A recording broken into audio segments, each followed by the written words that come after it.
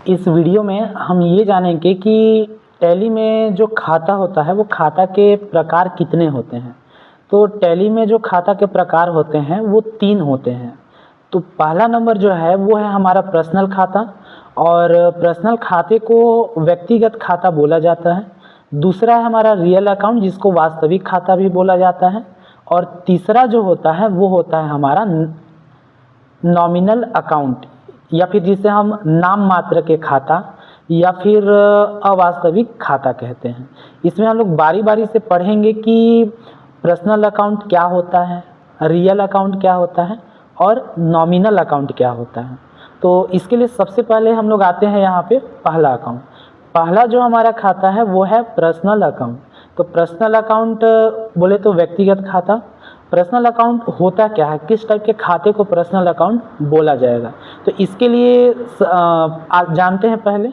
जैसे यहाँ बोलता है कि ये खाते किसी व्यक्ति जैसे ग्राहक और सप्लायर, या फिर कंपनी, बैंक या कोई फर्म से संबंधित होता है। तो ऐसे जहाँ पे भी हमको दिखाई दिया तो वो सारे के सारे हमारे किसके अंतर्गत जाएंगे, तो वो हमारा जाएगा पर्सनल अकाउंट के अंतर्गत। जहाँ पे कोई हमारा कस्टमर आ गया तो वो कस्टमर, दूसरा क्या हमारा सप्लायर जिससे हम सामान खरीदते हैं, वो सप्लायर का अगर खाता आता है तो वो भी पर्सनल अकाउंट में। सेम ऐसे ही कोई कंपनी हमारे पास आ गया तो कंपनी भी चला जाएगा हमारा पर्सनल अकाउंट में।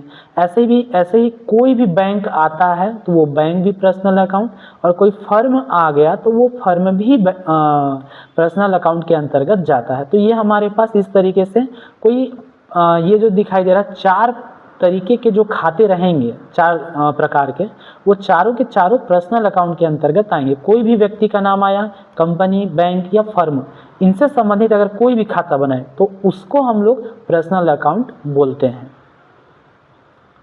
ये जो खाते हैं हमारे पास, ये खाते हमारे हो सकते हैं, कैसे कैसे वाले खाते हो सकते हैं, तो वो रहेगा हमारा क्या,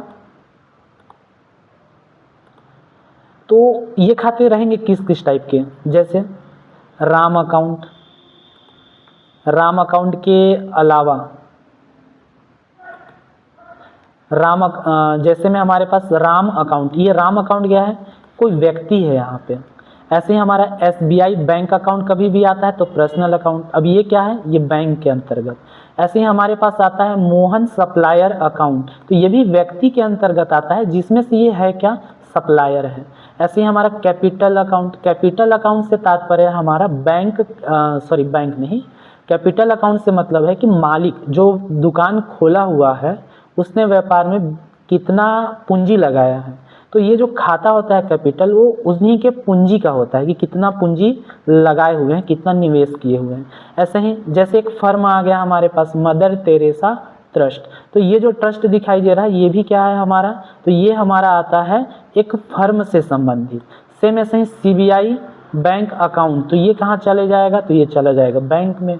सेम ऐसे ही ये हमारा क्या, श्रीराम फाइनेंस, तो ये श्रीराम फाइनेंस जो दिखाई दे रहा है वो एक कंपनी है, तो ये भी किस में चला जाएगा, हमारा पर्सनल अकाउंट के अंतर्गत। तो इस तरीके से हमारे पास क्या रहेंगे कि यदि ये व्यक्ति, कंपनी, बैंक और फर्म के खाते कभी भी बनते हैं तो आप उसको समझिएगा कि वो पर्सनल अकाउंट के अंतर्गत आएंगे। तो ये था हमारा क्या, व्यक्तिगत खाता।